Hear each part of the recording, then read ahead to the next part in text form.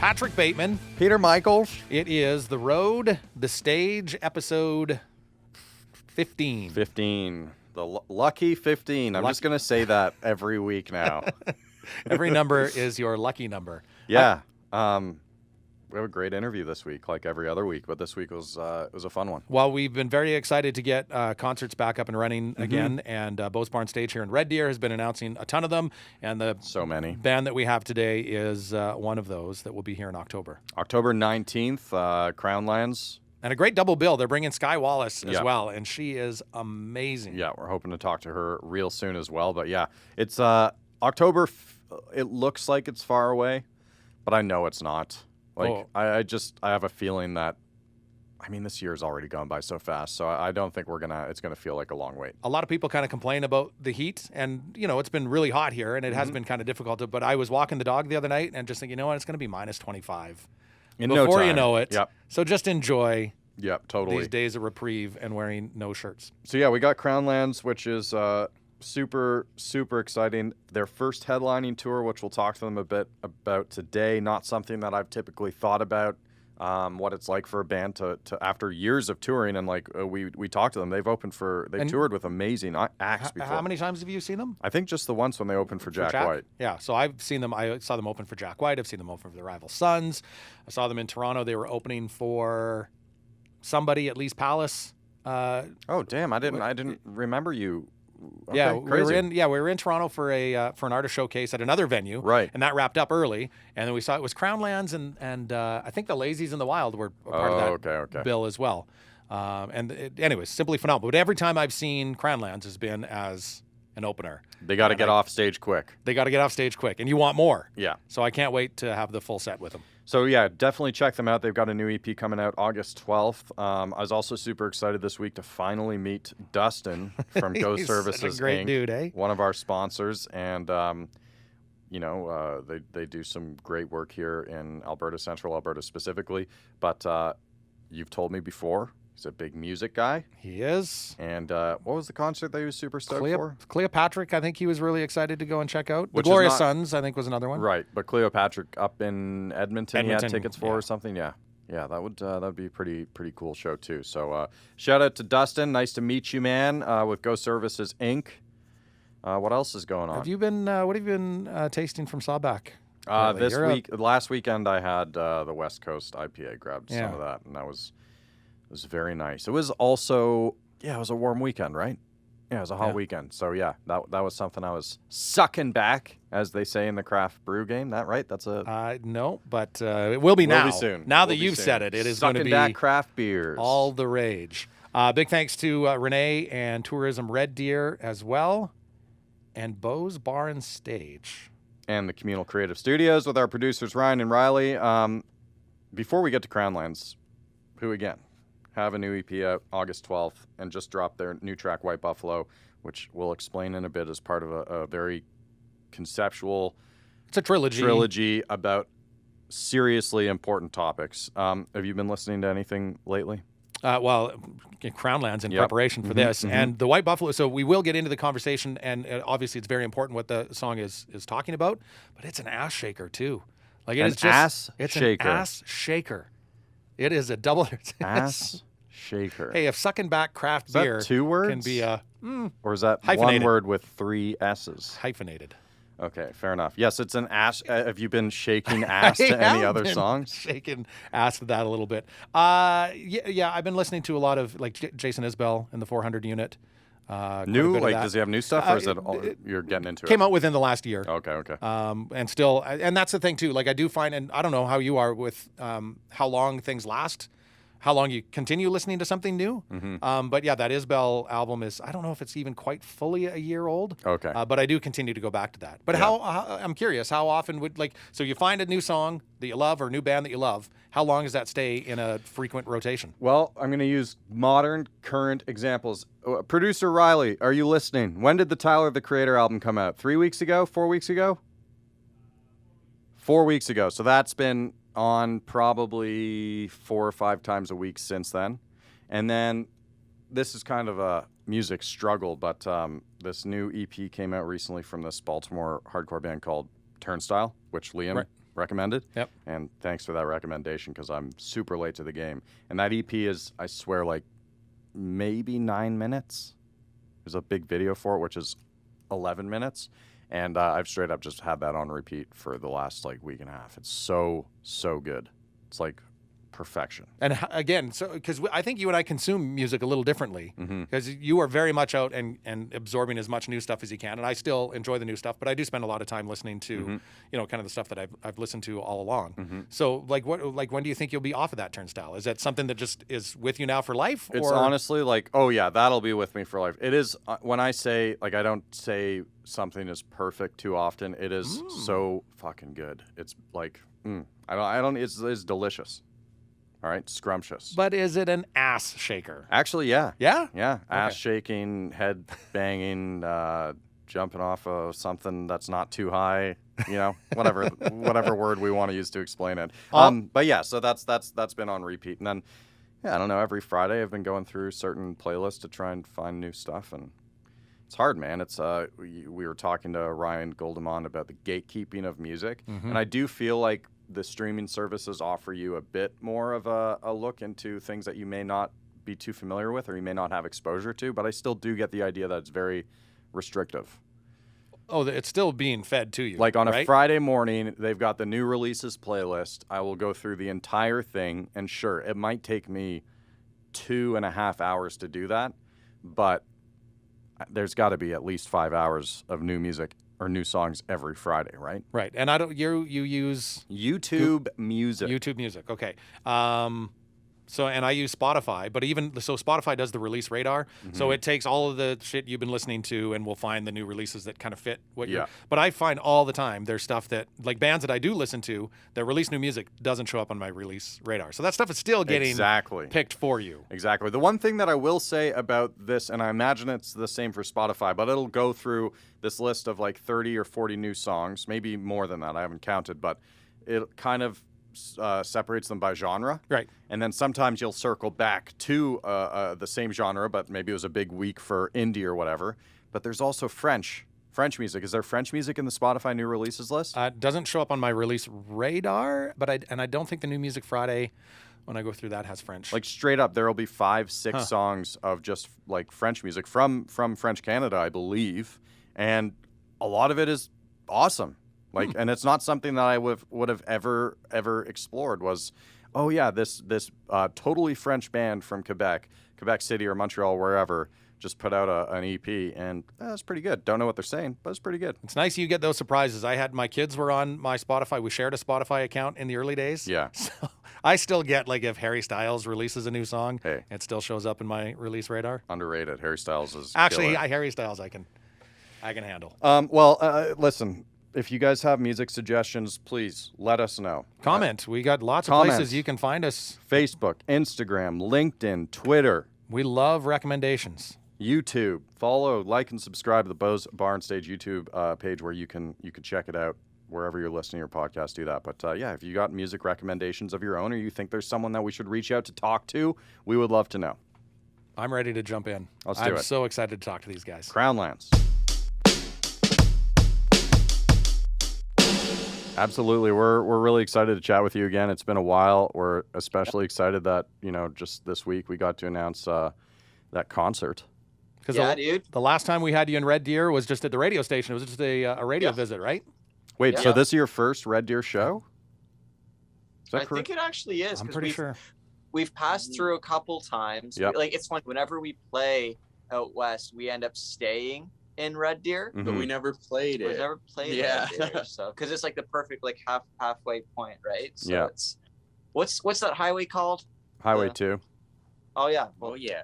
There you go. Yeah. Not the one. That's the one. So that show's October 19th. Very exciting. We're super happy to be involved with it, and I'm especially excited that you guys are bringing Sky Wallace along. That's great. Super dope. Yeah, she's awesome. Yeah, have you guys played together before?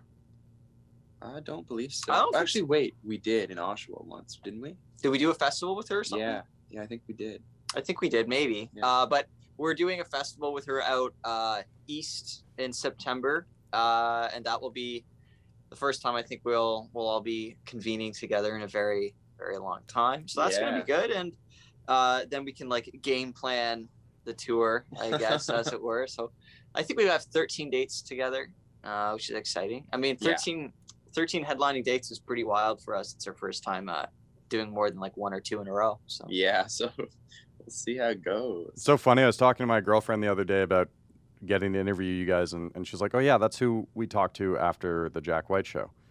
Or after your set. And I was like, oh yeah, I completely forgot that we ended up chatting with, I think it was just you, Kevin. I don't remember if you were there, Cody, but and it made me realize that you guys have shared stages with like some of my favorite bands ever, which I don't think that, like, you've played alongside Jack, Primus, Coheed, I think as well. Like, man, we're really grateful, man. We had some awesome opportunities and made some cool friends along the way. Mm-hmm. And what gets you more, like, I mean, obviously the headlining shows is what you want to be doing, but it's also got to come with a pretty big level of excitement knowing you're playing with Jack White. Oh yeah, 100%. Like, you drop everything and you go and play with Jack White if you have the opportunity to, obviously. But we had like 2 days notice to get to Edmonton.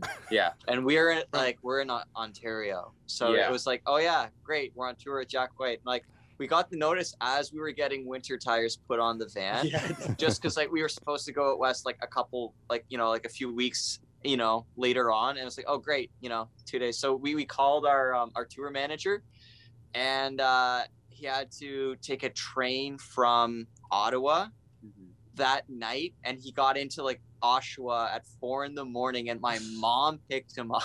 I got to our house, and then we jumped in the van at like 6 a.m. to get, you know, we drove through like the night 2 days in a row to get to Edmonton in time. It was brutal. Yeah, but we made it work. That was wild, and it was worth it. Yeah. I mean, that's what you do to tour with Jack White. Yeah, of course. It's a common thread that comes up often, right? You say yes to everything, right? Especially, know, at the beginning, you say yes to absolutely everything, and you just figure out a way to make it happen. Yep. That's honestly the name of the game in this industry. And we're so excited to be headlining this time around, though. It's our first headlining tour, so it's really cool. We're going to be able to stretch out musically and create a whole atmosphere, have production of our own and our own vision for it. So it's really is that stuff all put together already? Like, have you kind of got an idea what things are going to look like? We're putting it together. Yeah, like every day.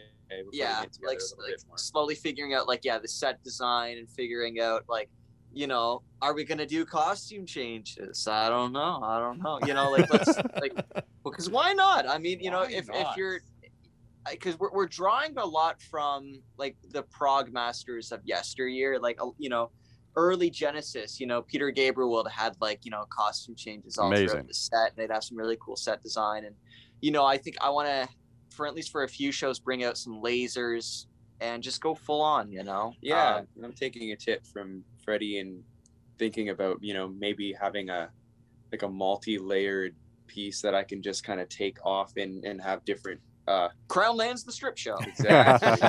and have different outfits, but like just easy, like you don't have to disappear for a bit. You can kind of just shed it and go. Damn. Big chance for wardrobe malfunctions. Yes. But I do like, it would probably be really difficult to do, but there's the picture you posted the other day, Cody, of you behind the kit, and you've got the frame from the White Buffalo video behind you, and it's got like all the vines and everything kind of hanging off of it. And I thought, oh, that would be wicked to have that look on stage, but I imagine a pretty tough thing to pull off night to night. Don't give it away. Yeah, man. But that's exactly what we're going for. Yeah. That's a good idea. Hey, you know, you want to should come on stage as our production designer. Yeah, hey, man. you got the same idea we do.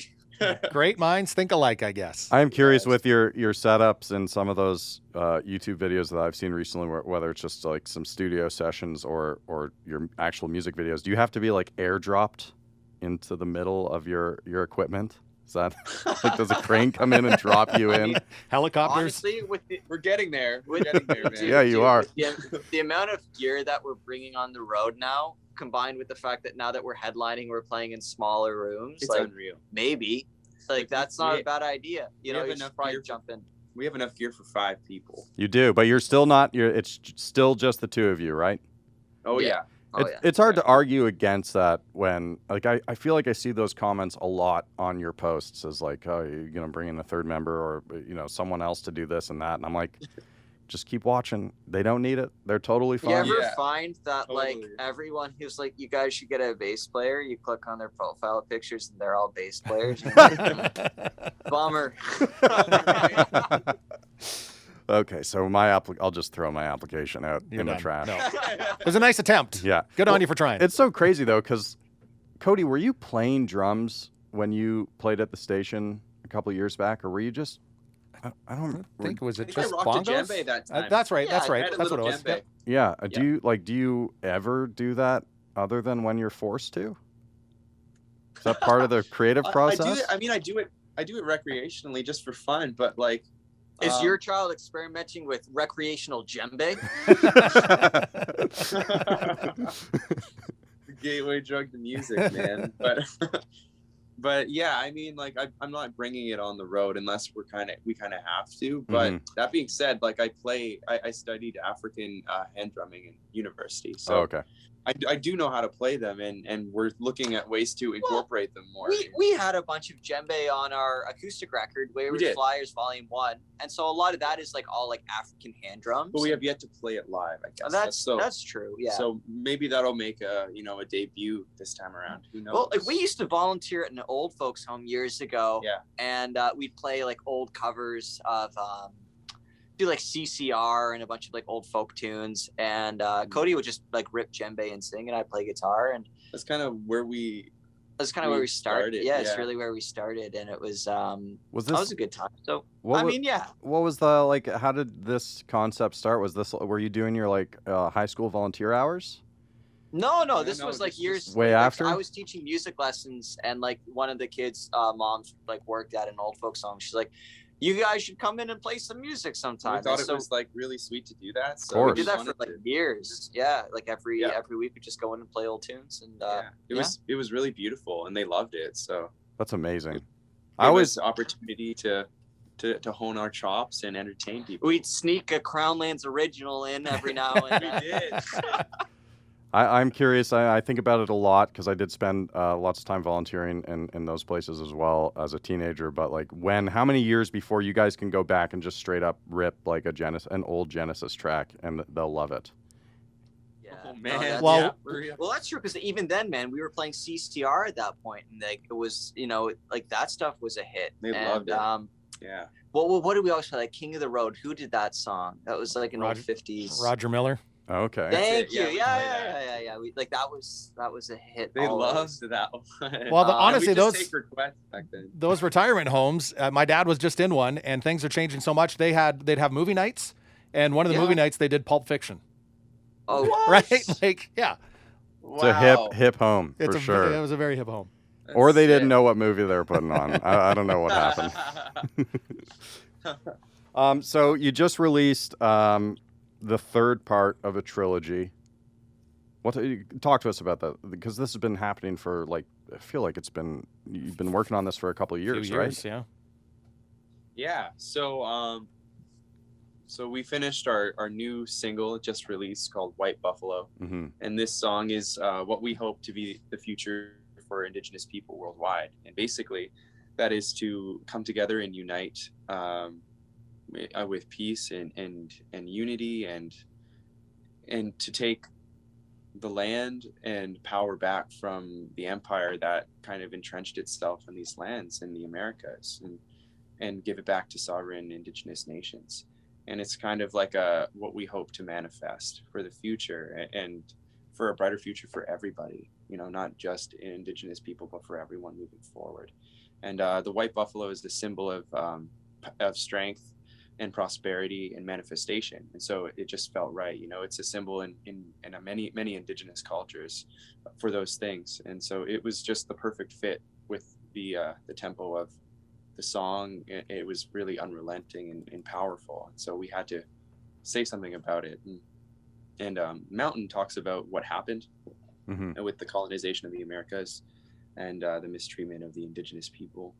And End of the Road talks about what's currently happening with the missing, murdered Indigenous women, children, two spirits along the Highway of Tears in northern BC. Mm-hmm. And so it just felt right to add in what we hope to be the future and try to manifest that thing. Was there Did you guys have this mapped out like when you started? No. No, so it's all just it's all evolved and come along. Yeah, that's right. Yeah, it's all grow. What's the word? It's grown organically. Yes. But I think it's important. Like, I mean, in the mainstream news, we're finally like seeing a lot of truth coming out about like what actually happened in Canada and how it was founded. And I think we've all been sold like this myth of Canada as like this polite, peaceful nation. And meanwhile, it was founded on genocide. And so, you know, if you read the Truth and Reconciliation Commission, we're basically only now approaching the truth side of things. So we can't even get to reconciliation and like talking about land back, because this kind of stuff affects everyone, right? Where we look at climate change and the fact that all of Crown land is, you know, like old growth forests throughout BC and Ontario, and where the oil fields are in Alberta, and all of the fracking and clear cutting that's happening. And, you know, just look at the wildfires right now that are happening in BC. And it's like a lot of that wouldn't be happening if it weren't for, you know, hundreds of years of industrialization. And there's like a lot of wisdom that Indigenous people have that should be being shared right now, that we can all like, you know, come together and work on that. And like the way to, you know, how that is to treat Indigenous land as sovereign land, because a lot of these people haven't signed treaties with Canada. Most of them haven't, especially out in BC. And so it's important to like, if you honor those and you don't, you know, invade sovereign nations and cut down trees and build pipelines, maybe we wouldn't be as far down the shitter as we are right now. Yeah, to decolonize like our society a little bit, to allow, you know, the sacred Indigenous cultural ways to kind of pervade in the environmental sphere alone would do so much for our planet. And I think decolonization as a concept will benefit all of humanity moving forward, especially as our, you know, our world is getting, you know, even more, even hotter every year. So when I first heard End of the Road, and specifically when you guys talked about it a couple years ago at the station, I remember that wasn't a conversation or a topic that many people were discussing, if any at all, really. And it's interesting because there's a quote from years ago, I guess it would have been 2016 or 2017, but that huge, like that riot in Charlottesville, I think it was. There's a young woman there who had made a tweet, and her quote was something along the lines of, "If you're not angry, you're not paying attention." And then she was, you know, killed by some neo-Nazi in a Dodge Charger or whatever it was. But I feel, and I'm curious to know if you guys are feeling any more optimistic. It seems like a lot more people are paying attention, which I would hope leads to more people being angry about these things. Yeah. Well, it feels like people are just now starting to actually listen to what like Indigenous people have known about for a long time. So it's cool. It feels like we're on a turning point and there is something happening.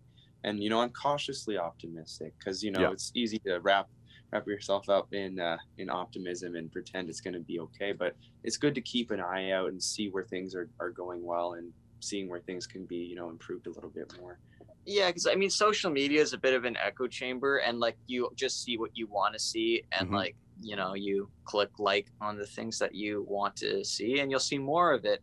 And so, of course, it can be easy then to think like, oh wow, there's a whole sea change in like the mainstream consciousness of what Canada truly is, and how Indigenous people are actually going to, you know, have a true reconciliation, have land back.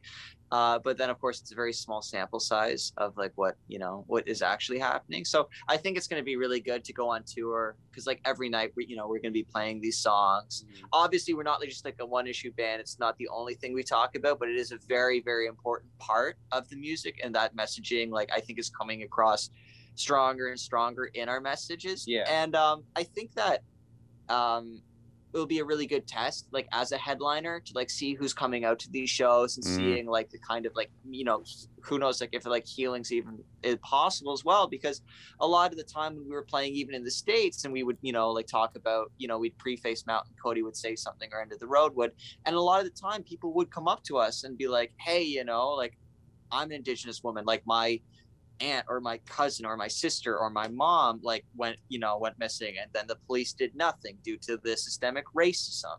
And so the fact is, it's like if our songs can reach people and make people feel seen that haven't been seen, and then make people who haven't even thought about those issues think about these issues, then we're winning. And so it's not really our job to truly like enact real change, but at least to like, it's like, it's like you start the snowball at the top of the mountain, and then by the end of it all, like hopefully it's like a giant fucking beautiful snowball of change. I don't know. You're helping to expose the facade. Yeah. Well, and I like what you said there too with amplify those voices, because I think I'd read one interview you'd done as well, and somebody had said you're giving Indigenous a voice, and I think your response was, no, they have a voice. We have a voice. You're just helping to amplify it. Yeah, absolutely. We're using our platform to amplify those voices for these, these issues that have been going on for a long time. Well, I mean, props to you guys for doing that. The EP is out August 12th, right? I think I read that there's 2 more songs on there. Are they also contextually, relevant to what we're talking about? No. That's totally fine. You guys have the trilogy to speak for it. Exactly. So Inner Light is our first instrumental song, and we're really excited about that. It's like, guys ever get into 80s King Crimson? Oh my God, yes. It's like 80s King Crimson. It's I mean, it's just Robert Fripp worship and Bill Bruford worship. It's my social media handle for like 8 years was Neil Jack and me. Like dude. I can't wait to hear what you think of it. Yeah, it's very disciplined. Is it Elephant Talk? Elephant Talk, is that one of the songs on beat? Yeah. Oh man. Yeah. Oh God damn it. Yeah, so it pulls a lot from that whole album. Cool. Inspirationally. So I'm excited to hear what you guys think. Yeah, because like it was a really great moment. The day that Cody and I met, like I heard Cody play drums. I was like, damn, dude, you sound a lot like Bill Bruford. And I was kind of miffed. I was like, what? Who's Bill Bruford? Why he's got my style? Massive compliment. Like, massive compliment. I'm like, man, this guy is a legend. Oh, yeah. And so I became, he was a quick influence for me as soon as I learned about him. Yeah, I love Bruford so much, and Cody like scratches that itch for me. Sometimes I feel like I'm playing with Bruford. You're a lucky guy. I don't think many people could say that. Yeah, it's pretty sweet. So Inner Light is it ties in conceptually to the Oracle. It's kind of like it's kind of like our nod to like some of these great prog records that work cyclically. Like I'm sure you know how The Wall, you can play it back to back, where the last song starts with Isn't This Where and starts We Came In, and so it's like you play it in a loop. We have that kind of going on with this record as well. So that's a fun thing. Yeah, so I feel like the oh, sorry guys. Oh shit. Sorry guys. Am I back? Are we back? Yeah, you're back.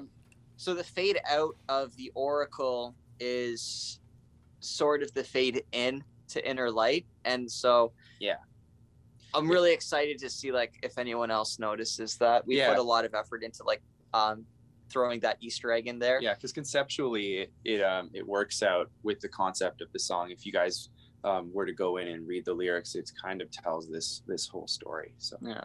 And then the Oracle is sort of like a prequel to the music video to Context.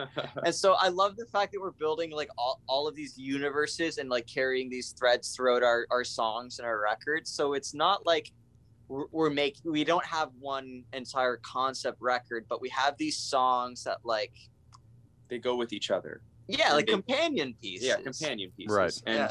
And the Oracle tells like the story of this nameless adventurer seeking the spirit of the great white buffalo, and he seeks counsel with this character called the Oracle, which is the queen from the Context video. And it was like it's like a couple hundred years in the past from the Context video, and she sends him out to the ocean to find what he's looking for. And the lyrics of the Oracle tell what happens to this person, and then it leads into the next song, and then the next song.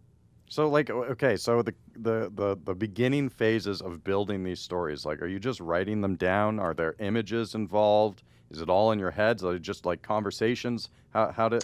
A lot of shared iPhone notes. Okay. Yeah, okay. iPhone notes, conversations that spark more notes and understanding, and then like really like thinking about what connects where and how can we emphasize this part or like flesh this out. I'm really big into like writing aside from Crownlands too. I've been working on a science fantasy novel for the last 10 years now. So it's fun to like kind of incorporate that kind of storytelling and involving that and marrying that with music. Yeah. And working together on this whole unique world together. It's been a lot of fun. And then on the music side of things, how does that, like, do you have bits and pieces that you work on and just kind of mash it together? Or do you write that whole, like a 13-minute epic piece as a, you know, one continuous flow?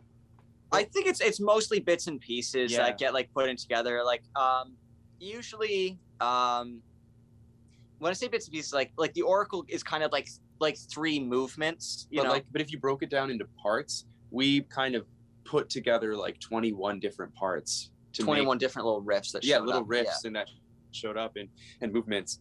And we decided that was the flow of those 21 parts to create the Oracle. And it's then we decided, okay, that this kind of splits off into 3 little sections here. So it's an amazing. It takes time. Like our first record, the self-titled one, we went in with Dave Cobb, and it was very off the cuff and very like vibey, which was really good for the time. And like that was a really great moment. But it made Cody and I think we aren't that band. Like, you know, Rival Sons is a band that we've toured with that are very like, they're a jam band. Like they just go in the studio and just slay it. Just like they, you know, like I think they write and record a song like a day when they're in the studio. Whereas we are a lot more methodical and a lot more we're pensive about like, what we make, and we're very particular. I mean at least I am. Cody is super freaking particular. And so it's cool to have that time and to really flesh things out. Yeah, exactly. So I think that's like we were starting to learn. Like we're still a new band. We've only been at it for about 5 years, and we're still kind of finding our groove. And it takes, you know, it takes a lot of time to sound like yourself. And I think we're finally hitting that stride, like between like Context and the Oracle. I think we're really starting to explore this like longer form songwriting and like having everything tied together and like carrying like storytelling. Again, like Coed and Cambria has done that really, really well. Yeah. And they say there's 2 kinds of writers in writing. There's architect writers or discovery writers, and we tried the discovery writing with Dave, but we found out, hey, we're actually more of an architect writing. Cool. Kind of. Well, it must be like it must be nice having these ideas, and then seeing a band like Coed who are able to, Claudio specifically was able to tell this consistent story over, I don't know, like 12 years. Like what the Amory Wars like took, like it's like 5 albums of music that was then put into graphic novel. Like it's this huge concept. So you guys can, cool, you don't have to worry about deadlines. You can do this for the next decade and a half. You're good. You're solid. And we're excited too, man. And was there, did you get any immediate buy-in from your team? Like when you're saying we're writing 13, 15-minute songs, is there somebody in the team going, guys, I don't know that that's the right thing to do, or is everybody on board? If it wasn't good, then I think people would have been putting their hands up, and I think people just have believed in us like a lot since the get-go on our team that, you know, if we turned in a 13-minute song and it was like crap, then we'd know. Mm-hmm. I think it's more about the quality than the length of anything, and like we're really super lucky that we have that. That being said, if you know White Buffalo showed up and it was 13 minutes, I think, you know, we would have heard something like, okay guys, like maybe this, you know. So I think it's all about balancing, right? Like as long as we can have more radio friendly material and then we can balance it out with the weird shit, I think we're gonna be okay. Yeah, then you can have your cake and eat it too. Mm-hmm. So we're getting like the really artsy stuff and blending that with like, you know, proggy stuff that's also accessible. Yeah, the Oracle's fantastic. I listened to it last night for the first time and just sat knowing that it was 13 minutes, but you just sit down with that, you know, kind of in your mind, I'm about to have a journey, or at least I'm hoping to go on this great journey with this song. And it does. It takes you in so many different directions that it never feels like 13 minutes. Thank you so much. That's a huge compliment. Thanks. It feels like 14. I commented on one of your YouTube videos months and months ago about, I don't even remember what the video was. I should have searched it up, but like beat me around the head with it or something like that. And I want you guys October 19th to commit to that at Bose. Yes. Is smack me around 13-minute songs, whatever it is. I can't wait. Are you looking at your gear and thinking, I can't bring that, or are you just hauling it all out here? Oh, I'm looking at all of it and I can bring that. Hell yeah. Yeah, I'm going to be bringing tablets and everything, the whole shebang. Damn. Yeah. Because I always like asking this question. Has there ever been an instrument where you thought about bringing into the studio or tried to fit in that just wouldn't work? Into the studio, no, but on like at a live show, yeah, probably like your vintage Moog synths. That wouldn't work. No. Wouldn't work on a live tour because they'd get jostled around and probably break. Right. Yeah. I think mostly everything usually works out pretty good. Like we try and get in like to the studio fairly well rehearsed with a good idea and stuff. Yeah. But live, man, I have to bring like something like 8 guitars now because like we just do so many different tunings and it's just all his fault. Otherwise half half the set would just be tuning otherwise. So it's but it's great though to like kind of construct the set around like guitar changes and key changes and tuning changes. So that way like it really feels like it's like a full exploration for like 3 or 4 songs into like a texture into a certain world, and then you can like get really clever with the song transitions into like that movement, then you finish it and you do another few songs into another world. And I think that we're building that now, right? Balancing between like the sludgier, fuzzier, bluesy kind of thing that we started out on, and now it's like a lot more clean, precise technical music. And it's hilarious how we thought we were kind of committing career suicide last year when we decided to put Context out, and all of a sudden like then we get like featured in the Rolling Stone, and then all of a sudden we're getting our 8-minute single played on the radio, and we're like, oh whoa, shit, like it actually happened. Like we're actually like, just being ourselves and being loved for being ourselves. It feels great. Yeah, so like that feels really, really good, and feels really special about the fact that now we've pushed it even further with a 13-minute single. And who knows what's next? 26 goddamn minutes. Well, listen, really great chatting with you again. We're super stoked for October. I hope that when you guys roll through, you'll have time to come hang out here at the Communal Creative Studios. But you guys enjoy the EP rollout, August 12th, right? And then the rest of the grind today. Cheers, man. Thank you so much. It's been great chatting with you. Thanks for having us. Yeah, good seeing you guys again. We'll chat real soon. Can't wait to catch up in person. Bye. Yeah, likewise. Thanks, guys. Peace, guys. Have a good one. Cody and Kevin. Like those dudes, like the cohesiveness between the two, it almost seems like one dude. Yeah, I can't say I've heard of a band origin story really starting in an old folks home. Yeah. I hope we can explore that story more when they come by in August or October. I wish it was August. EP release in August, and they're here in October. But that sounds pretty cool. Sounds pretty cool, actually. And they're really nice guys. And between the 4 of us, it's one hell of a wig. We could make one hell of a wig. A lot of hair right there. Yeah. I feel bad that I kind of maybe let the cat out of the bag as to what maybe some of the tour stuff is going to look like with that drum kit, but it's such a cool look. Nah, don't worry about that. All right. I mean, come on. If they're probably going to change it now. You've never heard Crown Lands, if you don't know anything about them and you hear that, you'll never experience or witness stage setup like them, then you might go to that show. I think, honestly, this is going to be a show unlike we've ever seen. The amount of production I think they're going to fit into smaller venues is going to be unprecedented. Yeah, we'll have to get working on how we can get the crane in there to drop them into their setups, because I can't imagine it's easy to walk Should we get matching outfits with them as well? Try to match them or just each other? No, hell no. We'll match them. We're not in a band. We'll pretend. We're not in the band. You're trying to get in as the bass player. No, that would be scary. That would be scary. All right, man. Well, what do we got? It's the end of the day. We're getting ready to take off.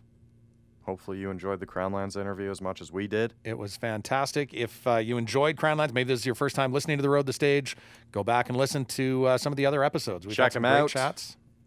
And shout out to Go Services Inc., Sawback Brewing Co., Tourism Red Deer, Bo's Bar and Stage, the wonderful team at Communal Creative Studios, Ryan and Ryley, who do an amazing job of adding so much into the show. Yep, and making sure that we're behaving. Let's go crazy! When do we go crazy? Do we do it once a week? I don't know what are you talking about? I thought there was a day. I thought there was a Prince reference for a second. Day. Let's go crazy. Let's get nuts. Is that okay? Anyways, all right. Wednesday.